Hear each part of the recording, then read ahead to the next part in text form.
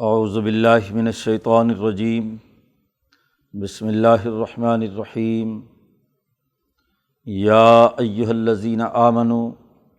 لا تحرموا طیبات ما احل اللہ لکم ولا تعتدوا ان اللہ لا يحب المعتدین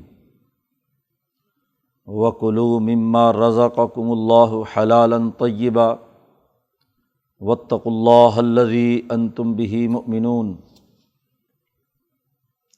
لا یؤاخذکم اللہ باللغو فی ایمانکم ولکن یؤاخذکم بما عقدتم الایمان فکفارتہ اطعام 10 مساکین من اوسط ما تطعمون اہلیکم او کسوتہم او تحریر رقبہ فمن لم یجد فصیام 3 ایام ذلک کفارۃ ایمانکم اذا حلفتم واحفظوا ایمانکم کذلک یبین اللہ لکم آیاتہ لعلکم تشکرون یا ایہا الذین آمنوا انما الخمر والمیسر والانصاب والازلام رجس من عمل الشیطان فاجتنبوہ لعلکم تفلحون انما یرید الشیطان ان یوقع بینکم العداوۃ والبغضاء فی الخمر والمیسر ویصدکم عن ذکر اللہ وعن الصلاۃ فہل انتم منتہون واطیعوا اللہ واطیعوا الرسول واحذروا فَإِن تَوَلَّيْتُمْ فَاعْلَمُوا أَنَّمَا عَلَىٰ رَسُولِنَا الْبَلَاغُ الْمُبِينُ لَيْسَ عَلَى الَّذِينَ آمَنُوا وَعَمِلُوا الصَّالِحَاتِ جُنَاحٌ فِيمَا طَعِمُوا إِذَا مَا اتَّقَوا وَآمَنُوا وَعَمِلُوا الصَّالِحَاتِ ثُمَّ اتَّقَوا وَآمَنُوا ثُمَّ اتَّقَوا وَأَحْسَنُوا وَاللَّهُ يُحِبُّ الْمُحْسِنِينَ صدق اللہ العظیم۔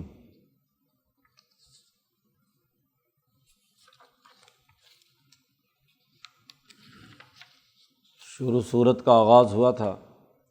معاہدات کی پاسداری کے بنیادی قانون سے، اور پھر اس کے بعد حلال و حرام کھانے پینے کے بنیادی اساسی اصول واضح کیے گئے تھے کہ جو چیزیں اللہ نے تمہارے لیے حلال قرار دی گئی ہیں وہ کھاؤ، اور جو حرام ہے وہ ممنوع۔ تو حرام والی چیزیں واضح کر دی گئی تھیں، حرمت علیکم المیتۃ والدم ولحم الخنزیر، اور جو حلال اللہ نے کی ہیں ان کے کھانے کا حکم دیا گیا تھا۔ یہاں سورت کے اختتام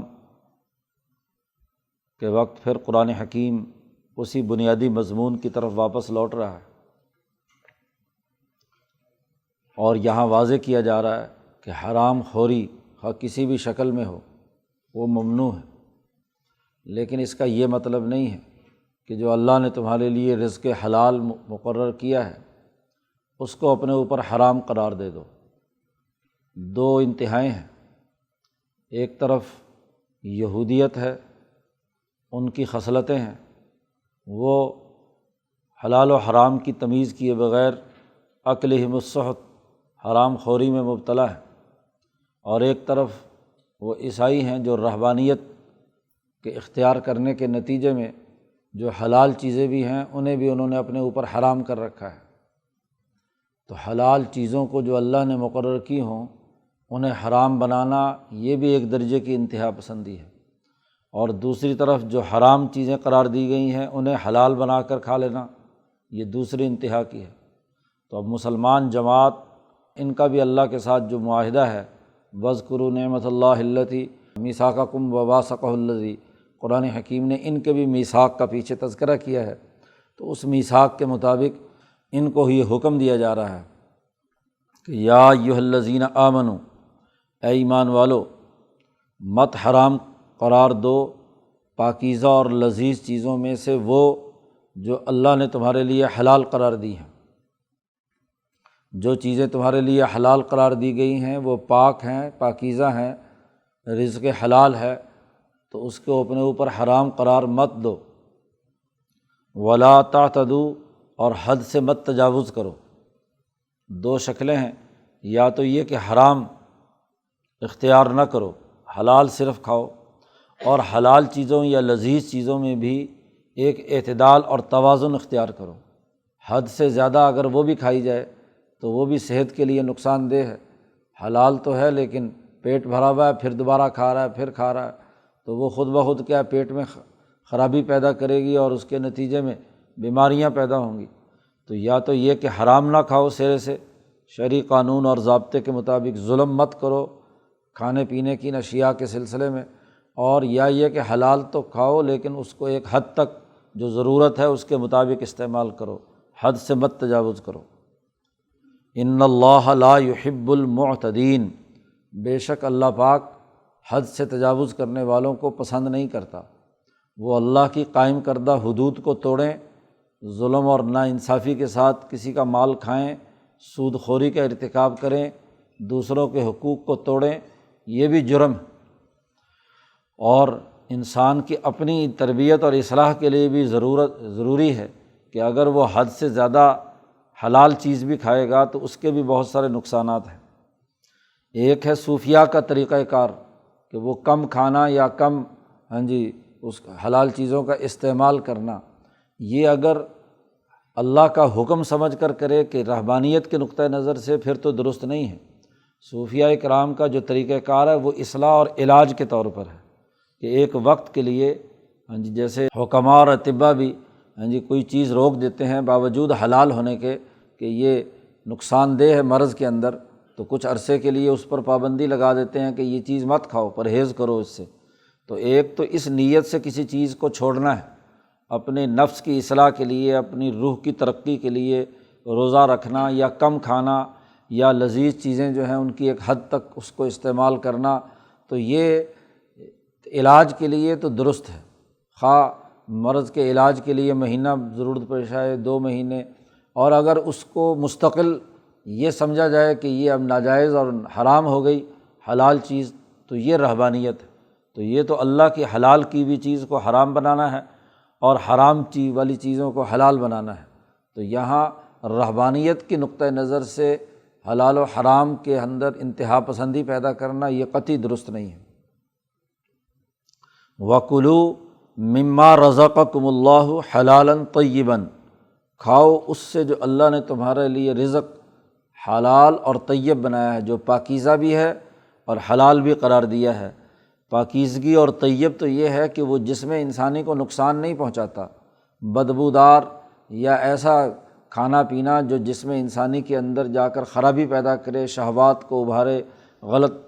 چیزیں پیدا کرے، تو وہ پاکیزہ نہیں، وہ تو غلیظ چیز ہے۔ ہر غلیظ چیز جو طیب کے مقابلے میں ہے وہ جسم انسانی میں کوئی نہ کوئی خرابی ضرور پیدا کرتی ہے، جیسا کہ آگے شراب کا اور اس کا جوئے کا ذکر آ رہا ہے۔ لیکن جو پاکیزہ بھی ہو اور اس کے ساتھ ساتھ حلال بھی ہو، یعنی کسی کا حق مار کر نہ لیا گیا ہو،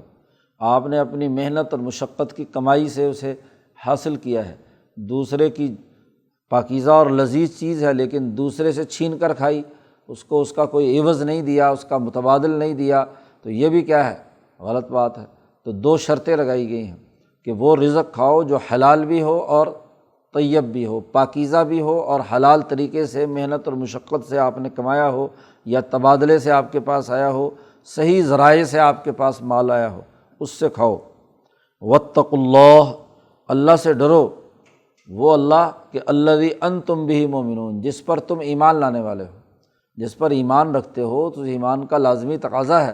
کہ اس سے ڈرو اور اس نے جو احکامات، جو حدود مقرر کر دی ہیں ان حدود کی پابندی اور پاسداری کرو۔ قرآن حکیم نے ایک طرف حلال و حرام کی یہ کیفیت اس کو درست کیا کہ جو طیب اور پاکیزہ چیزیں ہیں وہ کھائیں اور جو حرام چیزیں ہیں ان سے بچیں۔ اگلی آیات میں اسی کے ذیل میں عربوں کے اندر ایک بڑی عادت تھی کہ وہ بات بات پر قسم اٹھاتے تھے، اللہ کا نام، واللہ باللہ تاللہ، ہر وقت ہر بات کے لیے، یعنی اپنی بات میں اعتماد پیدا کرنے کے لیے وہی جملہ استعمال کرتے ہیں۔ عام طور پر جو آدمی جھوٹا ہوتا ہے یا جس کی بات کا کوئی اعتبار نہیں ہوتا وہ قسمیں زیادہ اٹھاتا ہے، تو قسم سے متعلق کہ کون سی قسمیں جو ہیں ان کی کیا احکامات یا نوعیتیں ہیں، اور کسی چیز کو اگر آپ نے کسی قسم کے ذریعے سے یا حلف کے ذریعے سے اپنے اوپر اللہ کی حلال کی چیز کو حرام بنا دیا، یا کسی حرام پر آپ نے کوئی کھانے پینے کی قسم اٹھا لی، تو اس قسم کے قوانین اور ضابطے کیا ہیں وہ قرآن حکیم یہاں بیان کر رہا ہے۔ معاہدات کی بات چونکہ چل رہی ہے پوری صورت میں، تو عام طور پر معاہدے کے وقت ہی اس طرح کی قسموں کا معاملہ کیا جاتا ہے۔ تو اس معاہدات کے موقع پر ممکنہ جو قسمیں ہو سکتی تھیں، قرآن حکیم نے اس کا یہاں پر تذکرہ کرتے ہوئے کہا ہے کہ لا یؤاخذکم اللہ باللغو فی ایمانکم، اللہ تعالیٰ تم سے اس بات کا مواخذہ تو نہیں کرے گا کہ جو قسمیں تم فضول اور لغو اٹھاتے ہو، بات بے بات بلا وجہ ایک عادت بنا لی کہ کوئی بھی بات کہنی ہے تو واللہ تاللہ باللہ، اللہ کی قسم، یہ وغیرہ وغیرہ یہ اٹھانا، تو یہ فضول اور لغو ہے۔ کسی ماضی کے کسی کام پر یا اپنی کسی بات کو ثابت کرنے کے لیے آپ قسم فضول، یعنی جس کا بے ارادے کے بغیر کسی قصد کے آپ زبان سے نکال رہے ہیں۔ لغو وہی چیز ہوتی ہے جو کسی قصد اور ارادے یا کسی معاملے اور معاہدے کے بغیر ہو، تو وہ اگر اس طرح کی قسمیں ہیں اس پر تو تمہارا مواخذہ نہیں ہوگا، وہ تو تمہاری زبان پر چڑھا ہوا ہے، عربوں کی خاص طور پر۔ وَلَٰكِن يُؤَاخِذُكُم بِمَا عَقَّدتُّمُ الْأَيْمَانَ، لیکن مواخذہ کرے گا جو تم نے اپنے پورے ارادے اور عزم کے ساتھ ماضی کی کسی بات کو جھٹلاتے ہوئے، جو صحیح تھی اس کو غلط بیان کرتے ہوئے آپ نے کوئی قسم اٹھائی، اس پر اللہ تعالیٰ مواخذہ کرے گا۔ یا مستقبل میں کوئی ذمہ داری اپنے اوپر عائد آپ کر رہے ہیں کہ آئندہ جو ہے میں یہ پابندی کروں گا یا فلانی بات اختیار کروں گا، اور اس میں قسم اٹھا رہے ہیں آپ، تو جو ارادے سے معاہدے یا عقود سے متعلق ہیں اس قسم پر تمہارا مواخذہ ہوگا۔ چونکہ پیچھے اوفوا بالعقود شروع صورت میں کیا کہا گیا تھا کہ عقود پر کو پورا کرنے کا حکم ہے۔ اب عقود کے اندر اگر تم نے ایمان قسمیں اٹھائی ہیں تو اس کے مطابق تمہارا مواخذہ ہوگا۔ اگر کسی غلط بات پر قسم اٹھائی اور تو اس کے لیے لازمی ہے کہ اس قسم کو توڑو اور اس کا کفارہ ادا کرو، اور اگر ٹھیک ہے قسم اٹھانا جائز تھا، آپ نے قسم اٹھائی ہے تو جو منت مان لی ہے، جو قسم اٹھا لی ہے، جو ذمہ داری قبول کر لی ہے، اس ذمہ داری کو پورا کرو۔ حلف نامہ جتنا بھی ہوتا ہے یہ قسم ہی ہے کہ آپ نے حلف اٹھا لیا کہ آئندہ میں یہ چیزیں اپنے اوپر پابند کروں گا، معاہدے میں طے کر لیا کہ یہ میرا معاہدہ ہے، اتنی رقم اب دوں گا، اتنی اس وقت دوں گا۔ یہ عام طور پر خرید و فروخت لین دین میں حلف کیا جاتا ہے، تو حلف اگر تو صحیح اور درست ہے، تعاونوا علی البر والتقوی کے اصول پر ہے، تو اسے تو پورا کرنا چاہیے۔ لیکن اگر 4 آدمی چور مل کر معاہدہ کر لیں اور قسم اٹھا لیں کہ ہم چوری کریں گے، تو اب ان کے لیے تو لازمی ہے کہ وہ چونکہ تعاون جو ہے بر و تقوی کی اساس پر نہیں ہے، وہ اسم و عدوان کی بنیاد پر ہے، اس لیے اس قسم کو توڑیں اور اس کا کفارہ ادا کریں۔ تم نے ایک غلط کام، اور پھر وہ بھی اللہ کے نام پر، تو اللہ سے تو ڈرنے کی ضرورت تھی، نہ یہ کہ اللہ کے نام کو اپنے معاملات اور معاہدات کے اندر قسمیں اٹھا کر اس کی عزت اور احترام کو نقصان پہنچایا جائے، تو اس کی اجازت نہیں ہے۔ وَلَٰكِن يُؤَاخِذُكُم بِمَا عَقَّدتُّمُ الْأَيْمَانَ، تم نے جو اپنے ارادے اور قصد معاہدات اور عقود میں قسم اٹھائی ہے، اس پر تمہارا مواخذہ ہوگا۔ اور اگر وہ قسم ایسی ہے جسے توڑنا لازمی اور ضروری ہے تو اس کا کفارہ ادا کیا جائے گا، یا آپ نے اس قسم کو پورا نہیں کیا، اس معاہدے کو پورا نہیں کیا، تو اس قسم کا کفارہ ادا کرنا ہے۔ قرآن نے اس کا کفارہ بیان کیا، فَكَفَارَتُهُ اطعام 10 مساکین، تو اس کا کفارہ 10 مسکینوں کو کھانا کھلانا ہے۔ من اوسط ما تطعمون اہلیکم، درمیانے درجے کا وہ کھانا جو تم اپنے گھر والوں کو کھلاتے ہو، جو گھر میں تمہارے پکتا ہے، تم خود اور تمہارے بیوی بچے جو کھاتے ہیں، اس معیار کا کھانا۔ آدمی جس نے قسم اٹھائی ہے وہ جس معیار کا کھانا خود اور اپنے بیوی بچوں کو کھلاتا ہے، اسی معیار کے مطابق وہ مسکینوں کو 10 مسکینوں کو کھانا کھلائے۔ گویا کہ اللہ کے نام کی عزت اور حرمت کو پامال کیا گیا ہے کہ اللہ کا نام لے کر ایک غلط قسم اٹھائی ہے، تو اب اس کی سزا یہ ہے، کفارہ یہ ہے کہ اللہ کے 10 غریب بندوں کو جو اللہ کا کنبہ ہے اس کے کھانے کا بندوبست کرو۔ او کسوتہم، یا ان کو کپڑا پہناؤ، ان کو لباس بھی، اور لباس بھی وہی جو تم اپنے گھر میں اپنے ماحول میں اپنے بچوں اور بیوی کے لیے جو کپڑے استعمال کرتے ہو اس کے مطابق ان کو ان کا کفارے میں ادا کرنا ہے۔ او تحریر رقبہ، یا تیسری شکل یہ ہے کہ ایک غلام کو آزاد کرو جو غلامی کی حالت میں ہے، فک رقبہ، اس کی گردن آزاد کرو۔ اور یہاں اس کفارہ یمین کے اندر یہ بھی کوئی شرط نہیں ہے کہ وہ غلام جسے آزاد کیا جا رہا ہے وہ مسلمان ہی ہو، وہ کافر بھی ہو، کوئی بھی ہو، کسی انسان کو چاہے مسلمان ہو یا کافر، اس کو آزاد کرنے کا حکم دیا گیا ہے کفارے کے بدلے میں۔ تو یا ایک غلام آزاد کرو، یا 10 مسکینوں کو کھانا کھلاؤ، یا انہیں کپڑے پہناؤ، یہ تمہارا کفارہ ہے کہ تم نے اللہ کے نام کی توہین کی ہے، قسم اٹھا کر اس کو پورا نہیں کیا کسی بھی وجہ سے۔ اور اس قسم کا کفارہ جو عملاً حضور صلی اللہ علیہ وسلم کی زندگی میں ادا کیا وہ ابو بکر صدیق رضی اللہ تعالیٰ عنہ نے، کہ جب واقعہ عفک کے موقع پر حضرت ابو بکر صدیق نے اس آدمی کے حوالے سے جس نے حضرت عائشہ صدیقہ پر جھوٹا الزامات لگائے تھے، تو غصے میں آ کر حضرت ابو بکر صدیق نے قسم اٹھا لی کہ میں اس کو اب آئندہ، اس غریب آدمی تھا ان کے رشتہ داروں میں سے، تو اس کو وہ کوئی صدقہ خیرات کیا کرتے تھے، تو قسم اٹھا لی کہ آئندہ اس کو نہیں دوں گا، اس نے میرے خاندان کی جو ہے وہ جھوٹے الزامات لگائے ہیں۔ تو وہاں قرآن کی آیت نازل ہوئی، ولا یأتل اولو الفضل منکم والسعۃ، کہ جو مالدار لوگ ہیں، فضیلت والے ہیں، ان کو اس طرح کی قسمیں اٹھا کر غریب لوگوں کے کھانے پینے سے نہیں رکنا چاہیے۔ تو حضرت ابوبکر صدیق نے اپنی قسم توڑی اور یہ کفارہ ادا کر کے اس کو دوبارہ وہی جو کچھ دیا کرتے تھے وہ دینا شروع کر دیا۔ قرآن کہتا ہے کہ اگر اتنا مالدار نہیں ہے قسم اٹھانے والا کہ وہ یہ سارے خرچے برداشت کر سکے، تو فمن لم یجد، جو آدمی یہ وسعت نہیں رکھتا، نہیں پاتا، تو فصیام ثلاثۃ ایام، 3 دن کے روزے رکھے۔ خود اپنے جسم کو سزا دے، اس کے وجود کو سزا ہونی چاہیے کہ اس نے ایسی غلط بات زبان سے نکالی کیوں، اس معاملے میں ایسا قسم کیوں اٹھائی، اس نے اللہ کے نام کی توہین کیوں کی۔ تو اپنے آپ کے لیے لازمی اور پابندی ہے کہ کھانے پینے کی ان تمام چیزوں سے 3 دن رکے، روزہ رکھے۔ ذالک کفارۃ ایمانکم، یہ تمہاری قسموں کا کفارہ ہے، اذا حلفتم، جب تم حلف اٹھا لو، قسم اٹھا لو۔ ایک معاہدہ توڑنا اور ایک اس میں اگر قسم اٹھائی ہوئی ہے قسم توڑنا، تو قسم توڑنا یہ اللہ کے نام کی توہین ہے، یہ اللہ کی جس کی حکومت آپ مان رہے ہیں، جس کی اتھارٹی کو تسلیم کر رہے ہیں، اس کی اتھارٹی کا غلط استعمال ہے دوسرے کے اوپر پریشر ڈالنے کے لیے، لہذا اب ضروری ہے کہ اس کا کفارہ ادا کرو۔ پھر اور اگر تم نے قسم اٹھا لی ہے اور معاملہ صحیح اور درست ہے جس میں قسم اٹھانا جائز ہے، تو وَاحْفَظُوا أَيْمَانَكُمْ، اپنی قسموں کی حفاظت کرو۔ اول تو بات بے بات قسم نہ اٹھاؤ، اللہ کا نام درمیان میں نہ لاؤ، تمہارے اندر اتنی اخلاقی جرأت اور تمہارے اندر اتنی اعتماد اور قوت ہونی چاہیے کہ جو بات تم کہہ رہے ہو وہ بغیر قسم کے بھی سچی ہونی چاہیے۔ تو جب تمہارا معاملات اور معاہدات ویسے سچی ہوں تو تمہیں قسم اٹھانے کی کیا ضرورت ہے؟ اور اگر کہیں اٹھانی بھی پڑے اور کہیں قسم کے ذریعے سے کوئی معاملہ طے بھی ہو تو پھر اس کی حفاظت کرو، جیسے آپ نے معاہدہ کیا ہے اس کے مطابق پورا کرو۔ کذالک یبین اللہ لکم آیاتہ، ایسے ہی اللہ تعالیٰ تمہارے لیے آیات کو کھول کر بیان کرتا ہے، اپنے احکامات کو، لعلکم تشکرون، تاکہ تم اللہ کا شکر ادا کرو، اس کا احسان مانو، اس کی بات کو تسلیم کرو کہ اس نے کس طریقے سے ہمیں اپنی زندگی میں آسانی پیدا کرنے کے لیے بہت سے قوانین اور ضابطے بیان فرمائے ہیں۔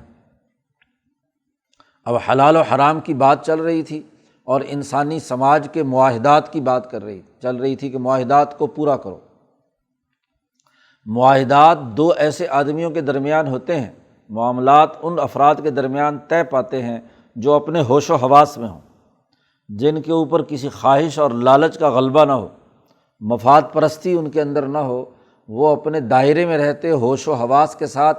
بر اور تقوی کی اساس پر معاہدے کریں، تعاون باہمی کریں، اور اس تعاون باہمی کا جو معاملہ طے کر لیں اس کو پورا کریں۔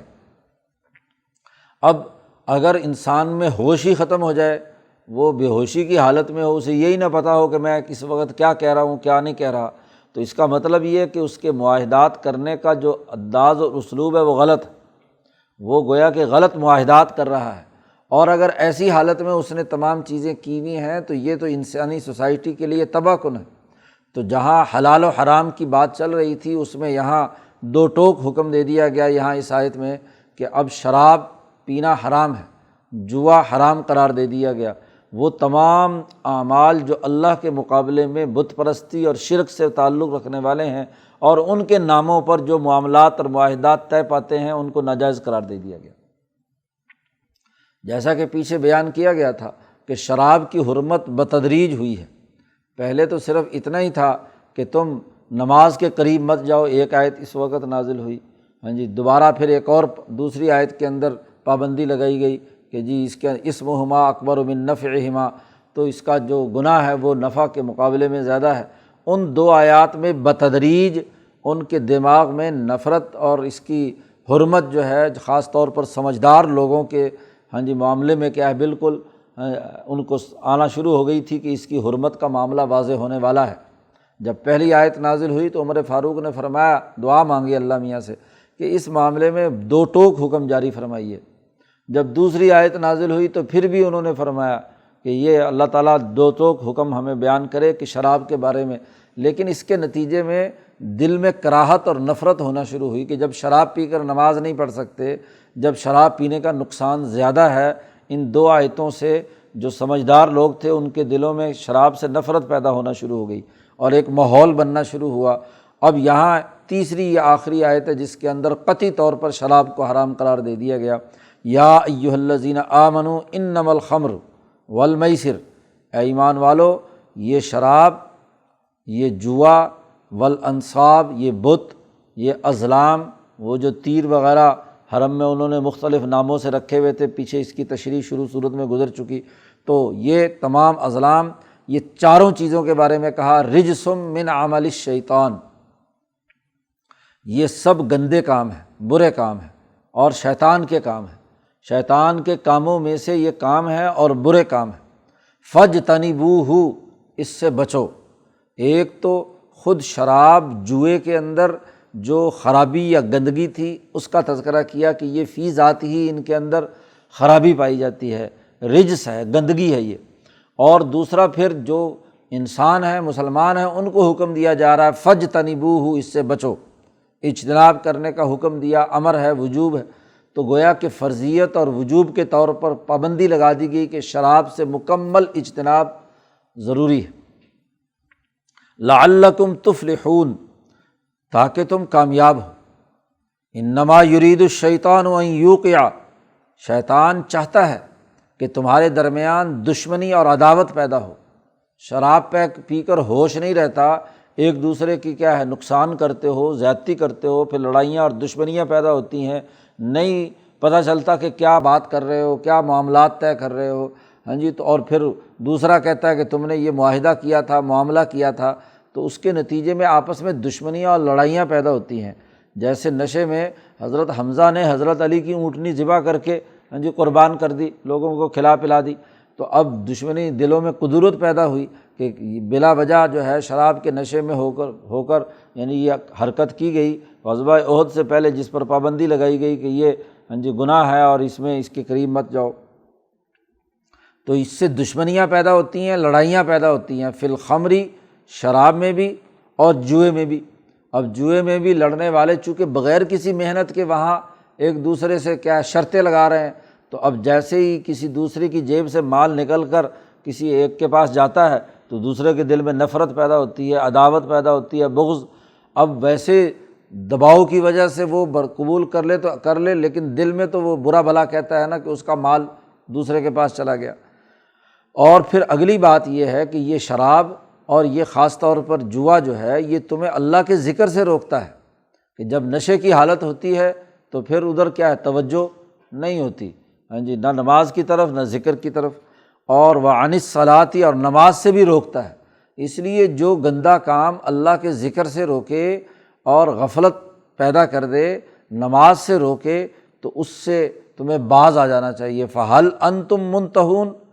کیا اب بھی تم باز نہیں آؤ گے؟ ابھی تک بھی تم اسی کے سلسلے میں کیا ہے لگے رہو گے؟ تو جیسے ہی آیت نازل ہوئی تو عمر فاروق نے اعلان کر دیا انتہینا، ہاں ہم رکتے ہیں، ہم رکتے ہیں۔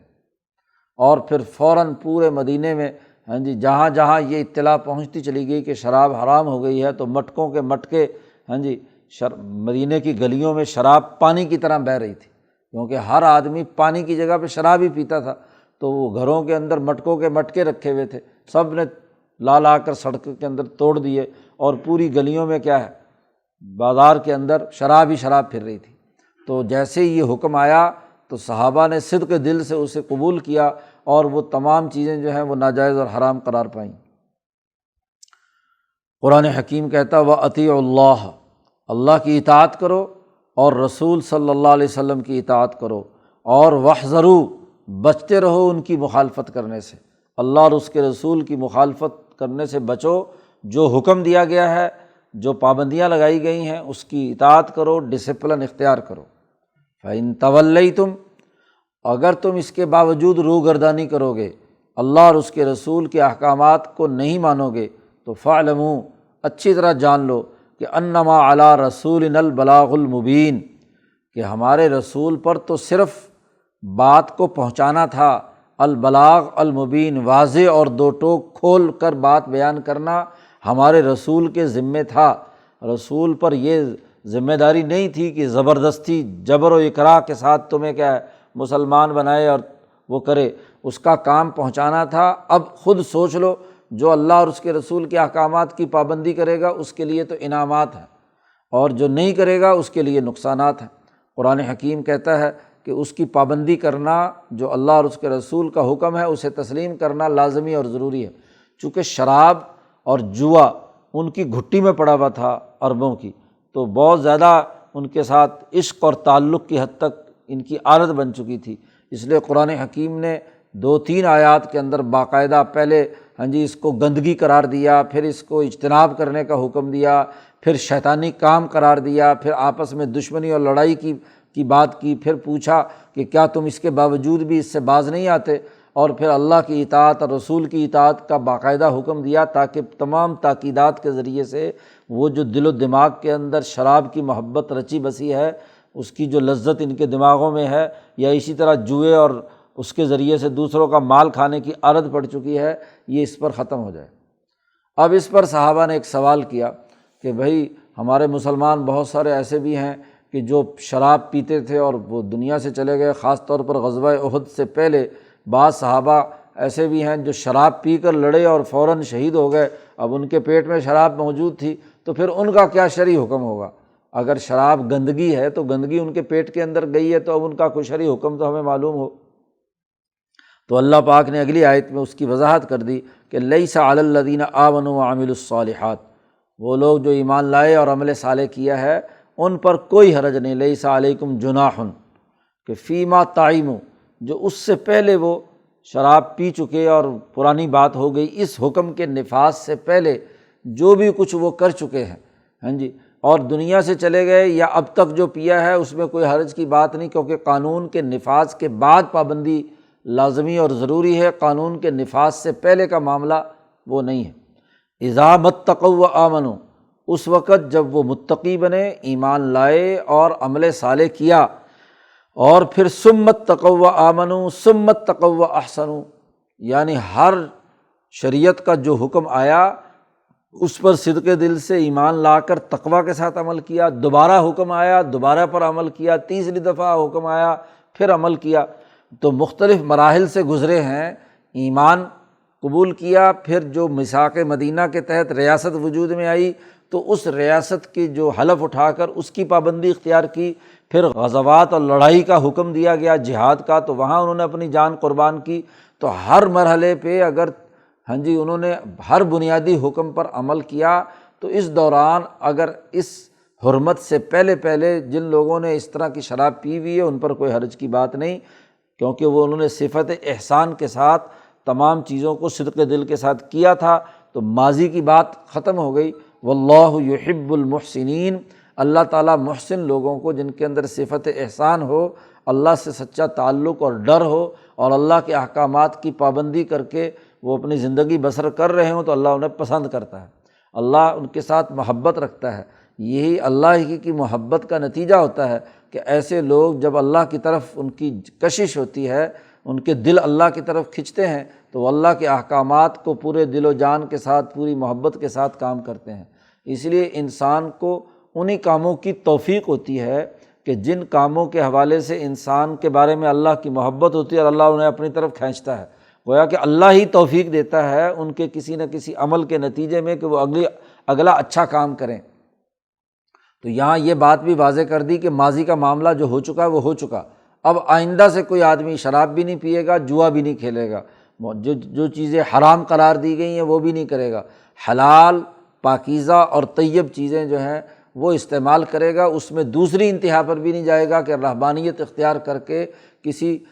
اپنی خود ساختہ قانون اور ضابطے کے تحت کسی حلال کو حرام بنا دے، ایسا بھی نہیں ہے۔ تو اعتدال اور توازن کا پیدا ہونا مسلمان کے اندر لازمی اور ضروری ہے، اور وہ جو شروع میں کہا تھا کہ اعدلوا هو اقرب للتقوی، تو یہ کھانے پینے میں بھی اعتدال کی حالت کا پیدا ہونا یہی تقوی کے سب سے زیادہ قریب تر ہے، اللہ کا متقی بناتا ہے، صفت احسان پیدا ہوتی ہے، اور ایسے محسنین سے اللہ تعالیٰ محبت اور تعلق رکھتا ہے۔ اللہ تعالیٰ ہمیں قرآن حکیم کو سمجھنے اور اس پر عمل کرنے کی توفیق عطا فرمائے۔ اللہم صلی اللہ